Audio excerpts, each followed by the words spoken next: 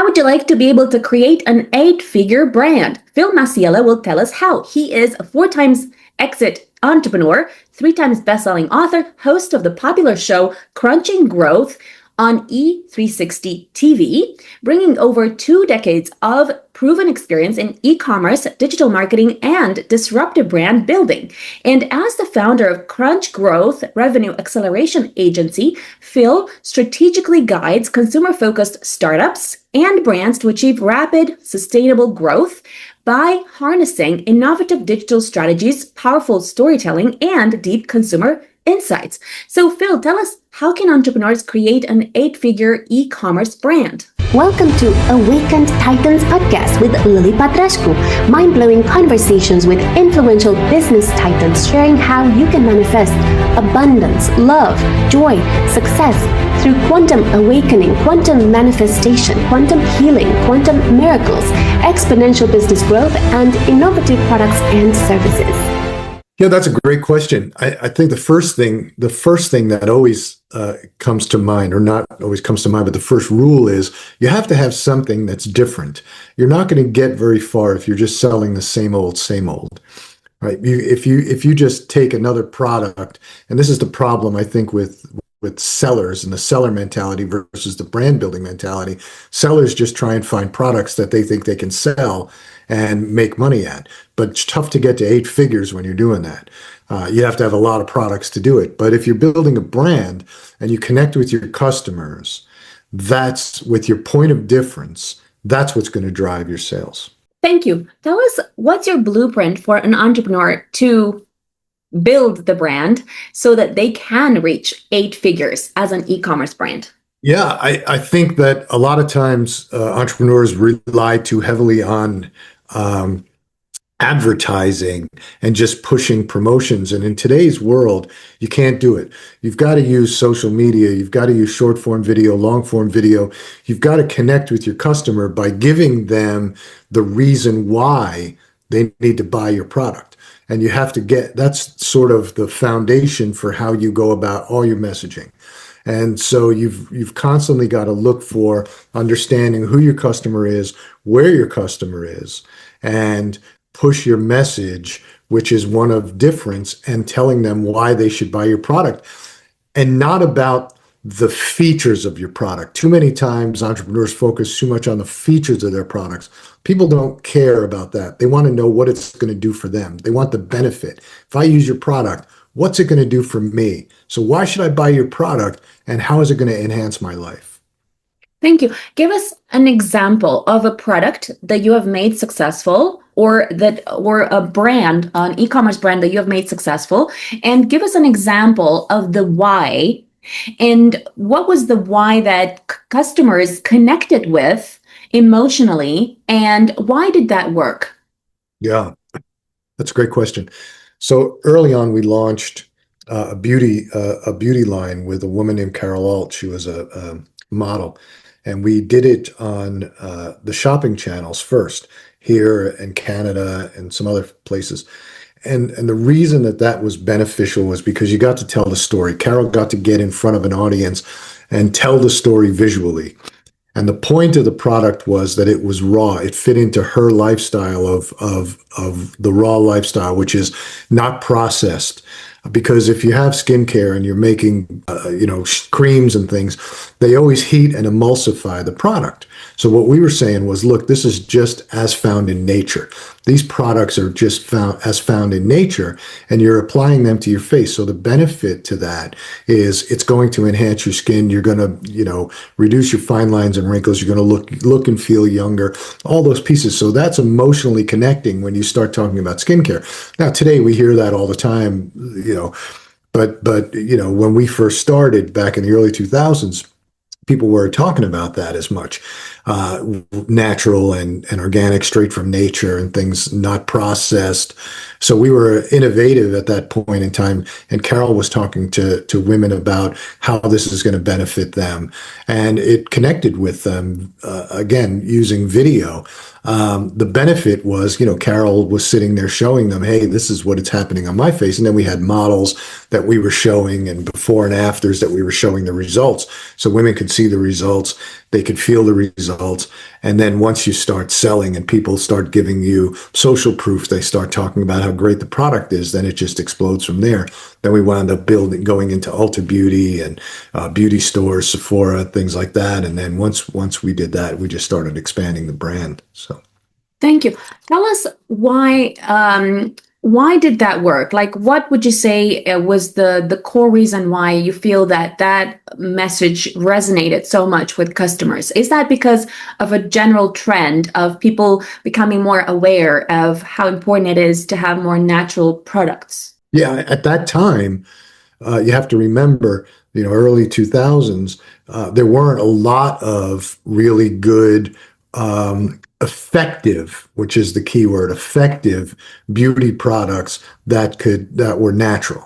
And so women were looking for something because they understood there were a lot of reports that came out, and they understood that there were a lot of chemicals in their skincare and their beauty products that they didn't want, and they were looking for alternatives. But at the end of the day, women want results. And so if you have a beauty product and you're not getting results and you're saying it's natural, it's not going to resonate very well, right? Customers aren't going to buy it. So with this particular product, we could show results, people could feel results, we got social proof from results. And so once that happened, then women definitely gravitated towards it, but they were looking for something different because, again, they understood the problems with skincare and beauty products and the ingredients within. Thank you. Tell us your top 10 commandments for building an 8-figure e-commerce brand, and where would an entrepreneur get started? Yeah.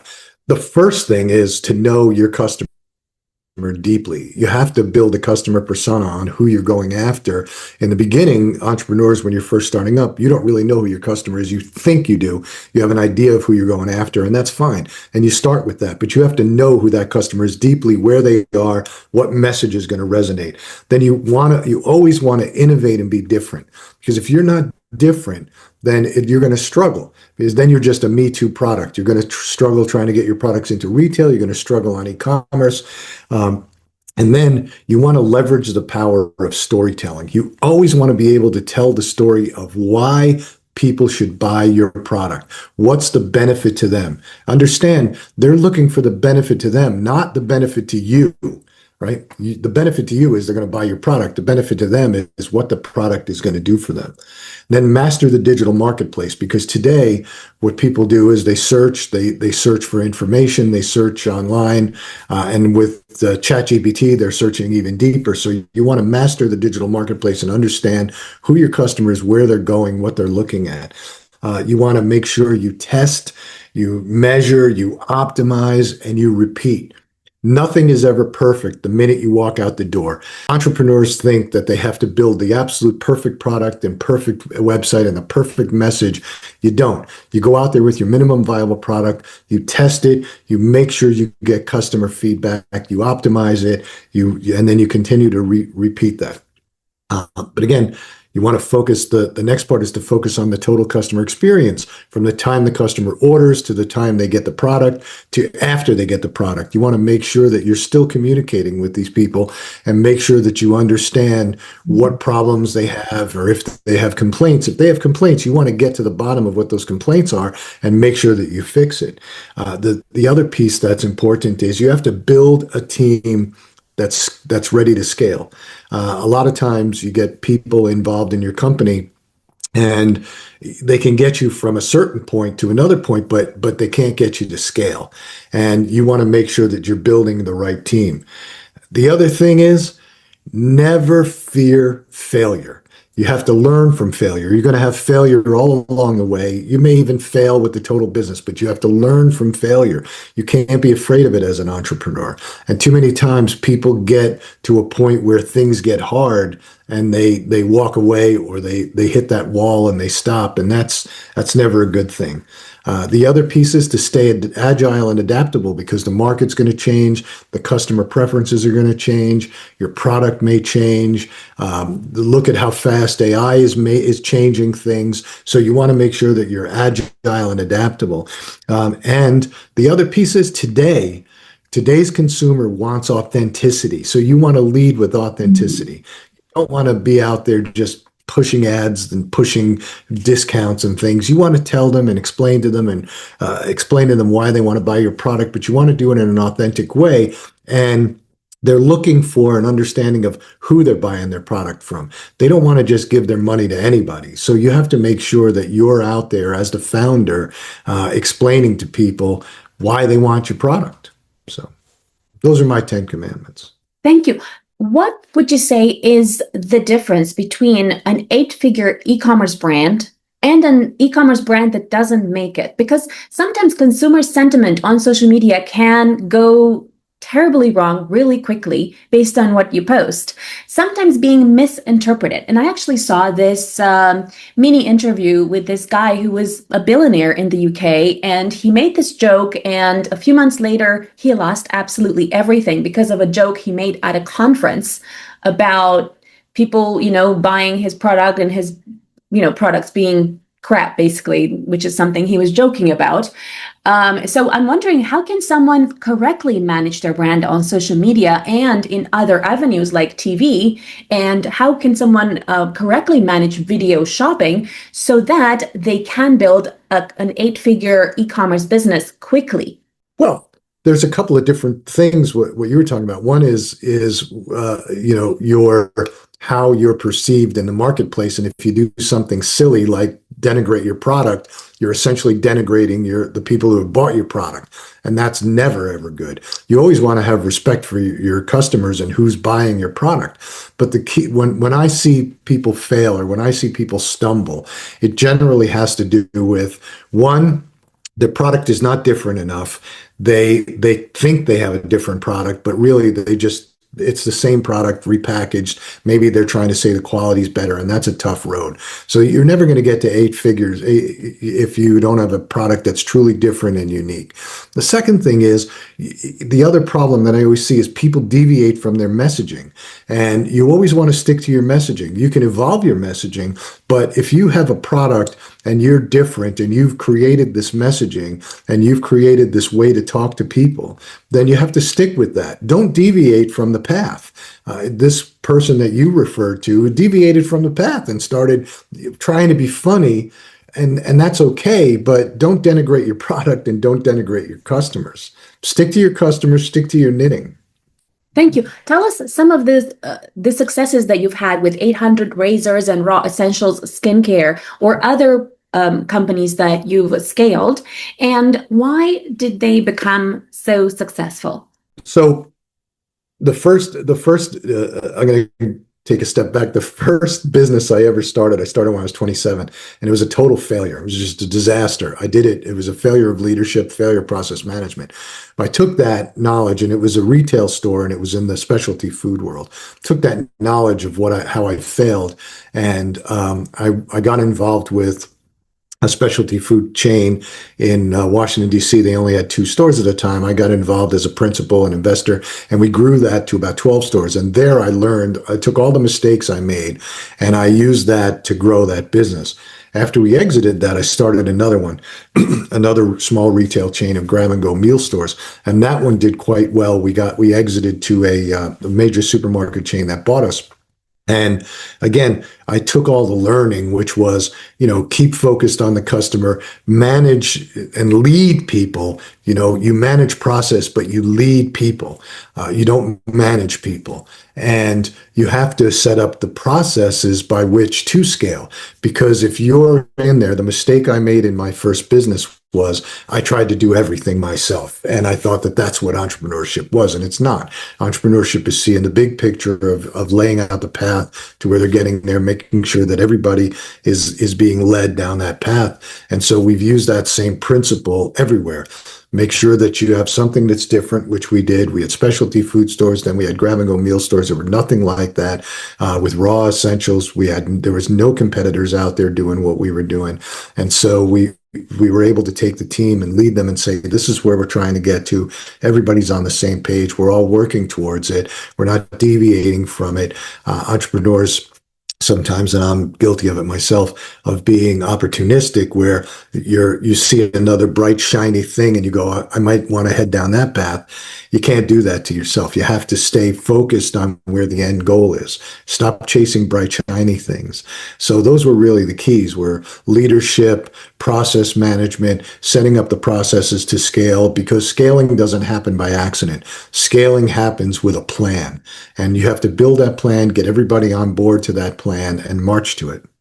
Thank you. What's the difference between, for example, companies that are doing apparently all the right things, like they're doing shorts, they're doing reels, they're present on social media, they're talking about their product, and somehow they're not getting through. They're not getting like a proper emotional connection with their audience, so much so that the audience feels like they really desire to buy. For example, I'm shocked that, people queue to, get, an iPhone, or whenever they do these kind of launches for certain products, like even dresses, like that you would queue for a few hours just so you can be the very first one to buy something. And you would like wait for, like a whole day, and you would be in the queue for like so many hours doing that. It shocks me to the core. And I'm not sure that I would do that for like anything.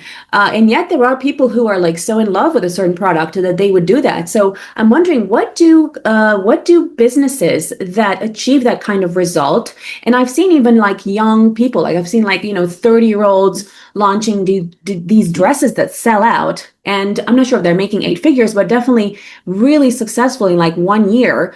With a not crazily, but a highly engaged audience that is like so in love with the product that they're willing to queue for hours. And I find that really, really amazing. What do you think companies do that manage to achieve this kind of result? Well, I'm glad you brought that up, because there's two different pieces to it. There's the Apple piece, which is the iPhone, and that's long term. People get attached to their phone. They get attached to the iPhone. They want a new one whenever it comes out, or maybe every couple of years. And that is a link directly to Steve Jobs. People were enamored with Steve Jobs. You look at Glossier, the makeup company, right? She started that as a blogger. She was giving advice.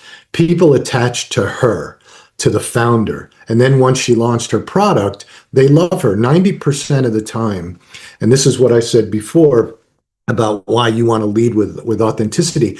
She developed a relationship with, I think the number is 1 million. She had 1 million followers on her blog before she even launched her first product. So they were attached to her personality. Same thing with designers. People get attached to the personality today.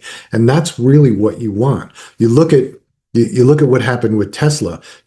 People were buying Teslas not because they were good-looking cars, because they're ugly. They got attached to the technology. Yeah, the technology is good, but they were buying them because of this whole Elon Musk phenomenon. And then the minute that fell apart, all of a sudden Teslas are out of fashion. Nobody wants them. So this cult of personality that we have today is really important. You start looking at some of the brands that have launched in the last 10 years that have scaled to $1 billion, there's always a personality behind it that have been out there talking about the product, talking about their brand, why their brand is different, and connecting with the customers. People connect with people. And that's why social media is so important. Tide could come out with a new product and maybe you'll get people to buy it, but nobody's connecting with Tide. Nobody can connect with Procter and Gamble. There's no personality there. And the under 45 group of people who are now the core consumers, they want to connect. They want to understand who they're buying their product from, why they're buying it, and what the message is. And once they make that connection, then it's up to you to mess it up. Thank you.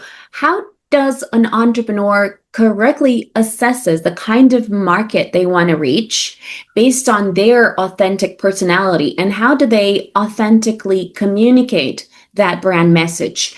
Because I think there's 8 types of brand archetypes, and how do people kind of correctly assess their own brand archetype, and then how do they correctly communicate that brand message to that specific market that they want to reach? So for example, like, I'm very fun, okay, but you wouldn't know that from this interview because I've been very serious, and I'm still kind of like struggling to correctly show that in social media in a way that it doesn't come across as, my show being just like a comedy show. Like, I don't want it to be like a comedy show, but I like to kind of show that I am a fun person. I enjoy having fun as part of what I do. But I don't want people to like make fun of the actual, like the entire thing that I'm building here. So how does someone correctly targets that ideal market that they want to target, and how do they correctly have that brand messaging for that market? So there's two different pieces in there. The first is, how do I target a market? But you have to go with your passion. Something that you're passionate about is going to lead you into a market. So for example, a guy who's working out in the gym and working on his body and doing running races and things like that, he may be thinking, man, I see a gap in the market. I really wish I had X product, right? So that's sort of how you come up with what market you're going to target. It really comes from your passion. If you're not passionate about your business, if you're not passionate about the product, if you're just sitting in your house going, I need to come up with a product, and you try and come up with a product, 90% of the time you're going to fail because you're not passionate about that product. You're just looking for a product to sell. And sellers don't last. Brands last, and brands come from passion. But the second part of the equation, how do I communicate and how do I get my brand message? That goes back to what I said in my 10 commandments, which is you have to know who your customer is, and then you have to know where they are, and you have to understand how they communicate. So for example, I'll give you a great example. I don't know if you're familiar with Manscaped, but Manscaped launched, I think 2016, somewhere around there. And they launched with the minimum viable product, and they came out with some cheeky points and the way that they were making statements about what their product does, right? But their product was focused on men's grooming, but not the face, but other parts of the body. And nobody had ever done that before. And so, of course, you have to figure out cheeky ways to make those statements. And the first year or two, they were just testing. They were testing their messages and things. Then they got involved with the UFC, and that gave them MMA and UFC. That gave them sort of a license to be a little bit more cheeky with their messaging, and because it was primarily focused on guys, so they could play that sort of real edgy messaging, which resonated with that market. It's not going to resonate with everybody, but it's going to resonate with that market. So they really understood the target market that they were going after and how those people spoke and the messaging that will resonate with them. And so that's how they did it. They came out with a product that was completely different. They saw a market. They liked to be grooming, but they realized that there was a gap in certain areas of the grooming wasn't really addressed, and they addressed it. And then they understood their customer, so they came out with that messaging. But they tested it. They made sure that it resonated, and then they went with it. Thank you. And now they're a billion-dollar company. Thank you. Tell us where entrepreneurs can connect with you. They can connect with me on LinkedIn. They can go to phil@philmasiello.com. They could go to phil@crunchgrowth.com. Both of those are my email addresses. You can go to Crunchgrowth. You can go to philmasiello.com, either one of those websites. I have books for sale on Amazon.com. They can get me on LinkedIn. Yeah. Thank you. Follow us for more interviews with world's most influential business titans, providing you with the insights to awaken to your full potential, so you can get paid to be yourself, find true happiness, and manifest anything you desire.